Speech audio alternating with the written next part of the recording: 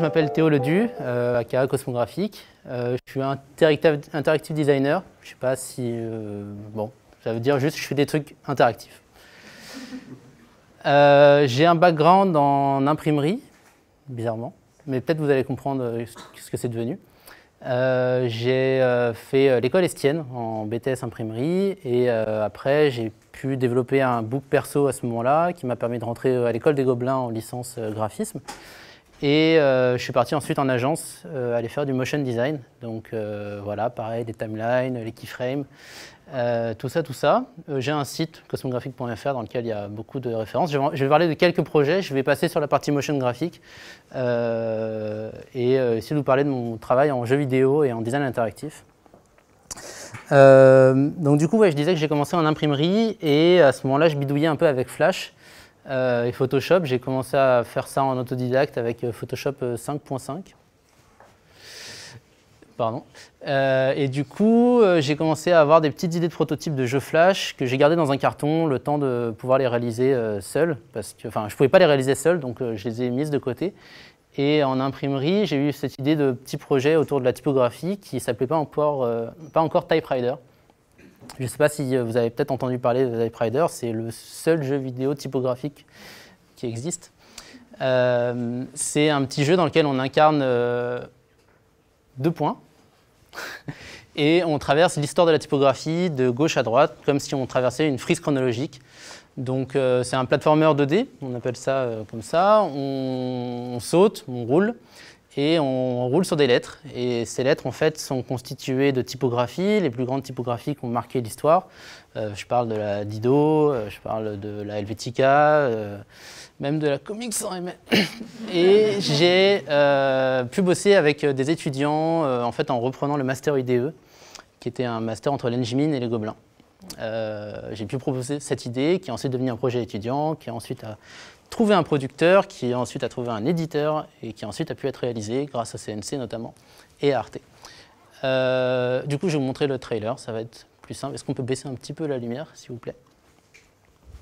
Je crois que j'ai juste à appuyer sur Play quand ça sera bon. Je vais parler au-dessus, comme ça je peux vous décrire un peu ce qui se passe. Donc ça, c'est le logo Arte. Mon producteur de l'époque. Un éditeur qui est mort entre-temps. Donc ça, c'est la typo gothique. Ça, c'est Garamond. Ça, c'est Dido.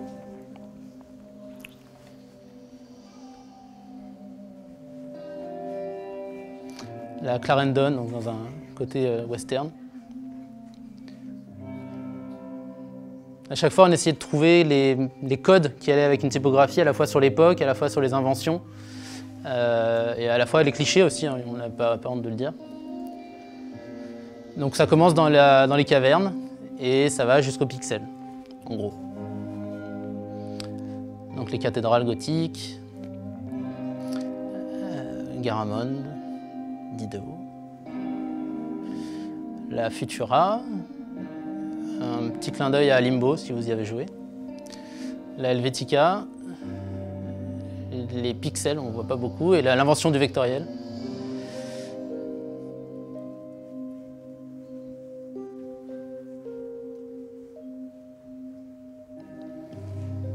Donc Typewriter, il est sorti en 2013 et sur iOS et Android à l'époque et Steam, et depuis on l'a sorti sur PlayStation et Switch il n'y a pas très longtemps, si vous voulez y jouer. À côté de ça, j'ai pu participer il y a quelques temps à une Alt Controller Game Jam. Si vous faites du graphisme, du code ou vous avez envie d'essayer de faire un jeu vidéo, je vous incite à faire des jams, c'est vachement cool. C'est en gros un week-end de création et celle-ci était axée sur la création de jeux à contrôleur alternatif. Et j'ai fait un jeu qui s'appelait Mr. Floppy, qui en gros consistait à utiliser une cartouche un floppy disk, et on utilise le ressort pour sauter. C'est un petit jeu de plateforme, comme ça on allait de gauche à droite.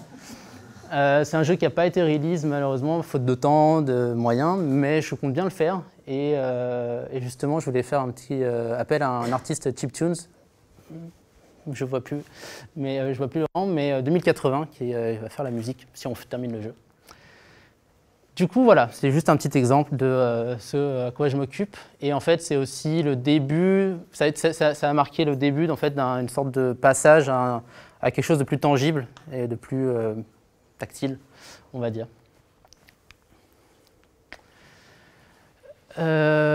Pourquoi j'ai mis ça? En fait, je me suis amusé, j'étais en train de produire un jeu qui s'appelle Vandal, dont je vais vous parler, et j'étais un fan d'Assassin's Creed, là je trouve que les derniers sont un peu moins bons, mais j'étais un fan, il y avait des rumeurs qui tournaient comme quoi le prochain allait être en Égypte. Je le savais par des gens qui travaillaient, enfin, bref, et je me suis dit, tiens, sur Twitter, je ferais bien un fake leak Assassin's Creed, moi, parce qu'en fait, il y a une grande tradition que Assassin's Creed leak toujours avant que le jeu soit officiellement annoncé. À chaque fois, ils se retrouvent à avoir une vidéo qui est diffusée sur Internet alors qu'ils ne le veulent pas.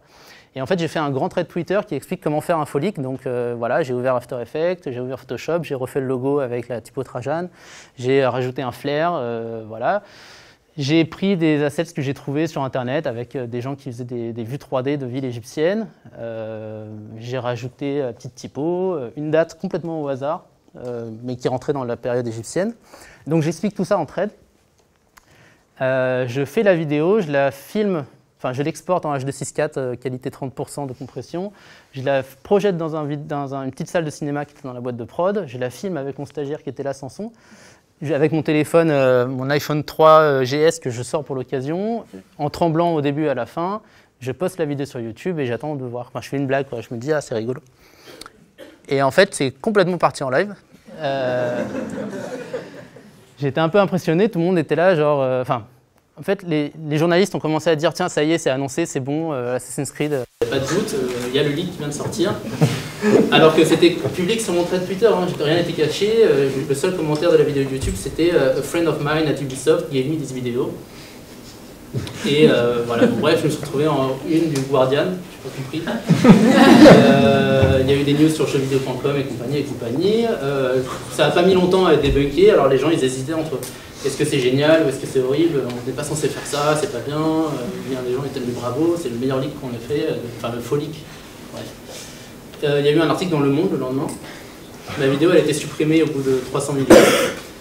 Et après silence radio, enfin les articles commencent à continuer, mais bref, silence radio.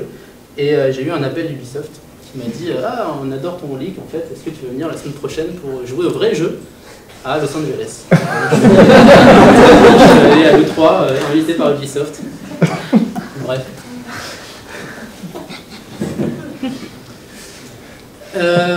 Un autre petit projet que j'ai fait pour Arte, c'était Arte l'ONF, qui font un appel à des créateurs pour... il va y avoir la lumière à baisser juste après. Qui font appel à des créateurs, des créatrices ils appellent ça les haïkus interactifs. Et j'en avais déjà fait un, là c'est le deuxième que j'ai fait avec un ami qui s'appelle Gaël, qui a tout codé, moi j'ai fait le graphisme. Et en fait c'était des petites, enfin le pitch c'était de faire des petites interactions, des petites expériences interactives sur mobile. Et il y avait une idée qui trottait dans ma tête qui était en fait d'utiliser le téléphone, l'écran à plat comme ça, et de poser un objet dessus et de donner l'illusion que l'objet se déplace en faisant déplacer le décor. Et du coup, je vais envoyer la vidéo dans 2 secondes, donc si tu veux baisser la lumière. Et donc l'idée, voilà, c'était de prendre le contrôle d'un petit bateau qui en fait est représenté par seulement un petit bout de papier calque qui est posé sur l'écran.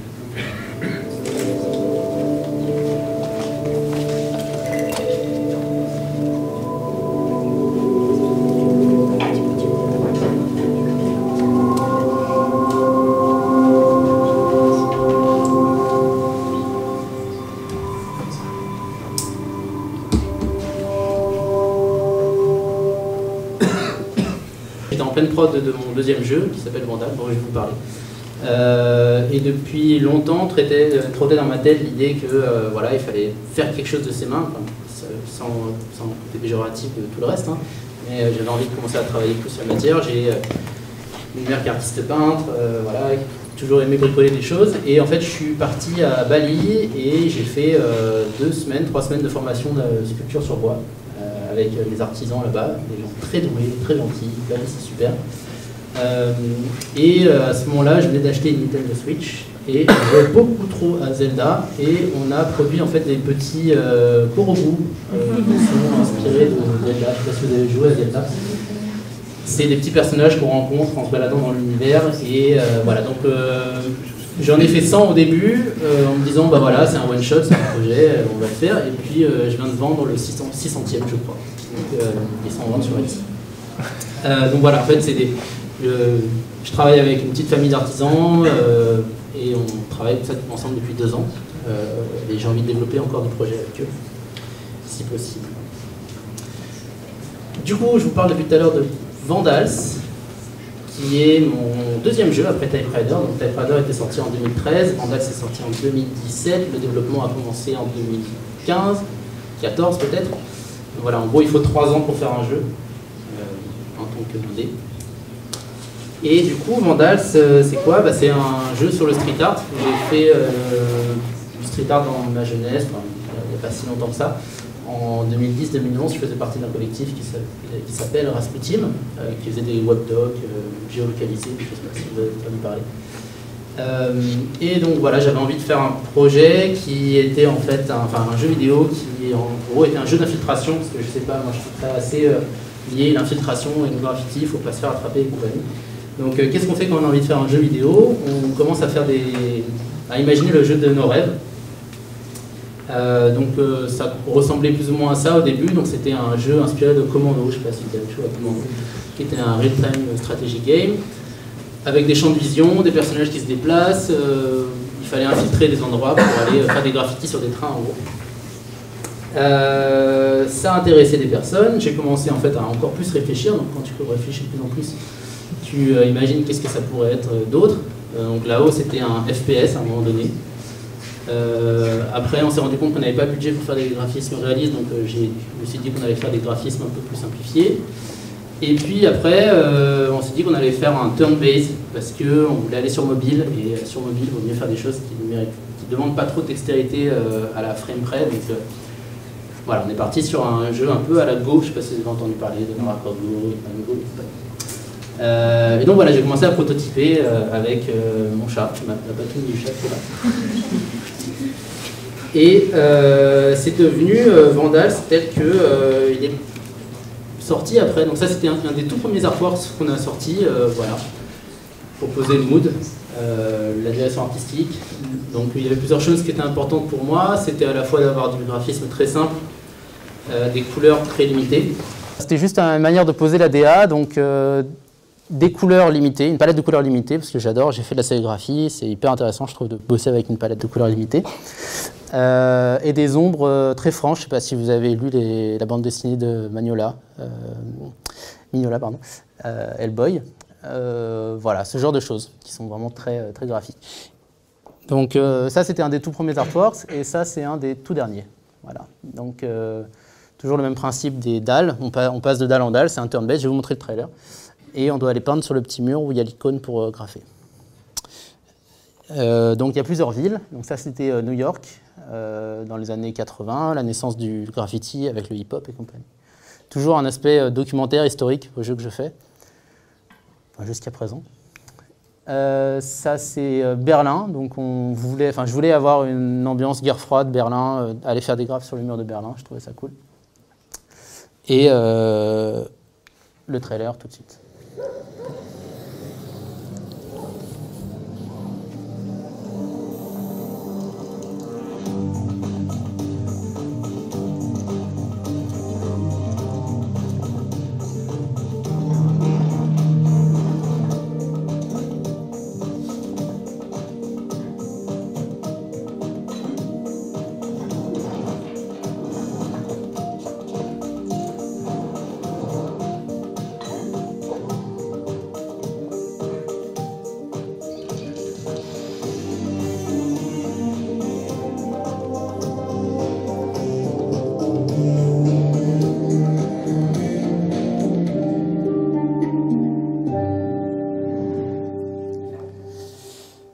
Donc voilà pour Vandals. J'étais bien content de le sortir parce que comme Typewriter, c'était une idée que j'avais depuis des années et des années. Et voilà, quand on a des idées pendant trop longtemps, il faut qu'on les sorte. Et voilà, donc ça c'était 2018, maintenant on est en 2019.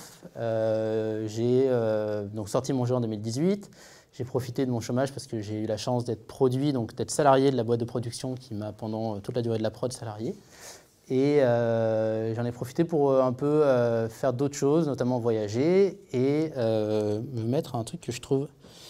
En ce moment, j'arrête pas de faire ça. Je fais des consoles customisées. Voilà. Donc, je récupère des consoles, je les recycle. Je récupère des bouts à gauche, à droite, je change les couleurs et je les assemble et je les revends sur Etsy. Ça marche, hein? Non, mais vraiment. Voilà, un autre exemple. Voilà, c'est des couleurs qui ne sont pas originales. Il y a des morceaux qui sont originaux, des morceaux qui sont refaits. Etc. Ça me prend beaucoup de temps et je trouve ça cool parce que c'est aussi dans une démarche de recyclage, etc. Je trouve ça trop beau pour être jeté et je trouve qu'en termes d'objets design, c'est des objets, les consoles portables, notamment de Nintendo, qui ont vraiment un super look. Et si on change 2-3 couleurs et compagnie, on peut, en tant que graphiste, à la base je suis graphiste, on peut vraiment s'éclater là-dedans. Après, ouais, faut aimer l'électronique et faire des trucs très minutieux. Et j'ai commencé à travailler sur mon troisième projet, pardon, au début, qui était juste des petits sketchs comme ça. En fait, je sais pas, j'arrêtais pas de dessiner des hôtels à insectes à un moment donné. J'ai continué à travailler sur cette idée-là et je suis arrivé sur une sorte de concept à base de petits gnomes minuscules qui vivent dans une sorte de décharge post-apo et qui doivent en gros construire un petit village sur les ruines d'un monde qui est en train de s'écrouler. Enfin, je veux dire, je pense que ça fait de surprise pour personne. Et donc voilà, ça serait un jeu qui, pour l'instant, c'est le tout début. J'ai commencé à travailler dessus il y a quelques mois. J'ai fait beaucoup de dessins, j'ai pu déposer un dossier au CNC qui m'a financé pour l'écriture. Il y a une aide à l'écriture de jeux vidéo qui vient d'arriver, que j'ai eu, donc merci le CNC, les impôts, la redevance, tout ça. Et donc voilà, ça serait une sorte de jeu de gestion, je ne sais pas encore, vraiment je vous en parle, c'est la première fois que je monte des artworks publiquement.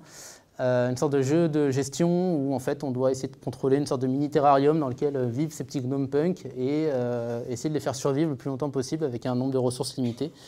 Alors à la fois c'est poétique et à la fois c'est quand même un peu badant. Voilà, des artworks un peu plus travaillés sur Photoshop quand je travaille tard la nuit. Donc voilà, pour l'instant je ne sais vraiment pas. Ça, vous verrez le résultat final dans 2-3 ans si tout se passe bien. Voilà, je m'arrête là. Merci beaucoup pour l'invitation. Merci de m'avoir écouté.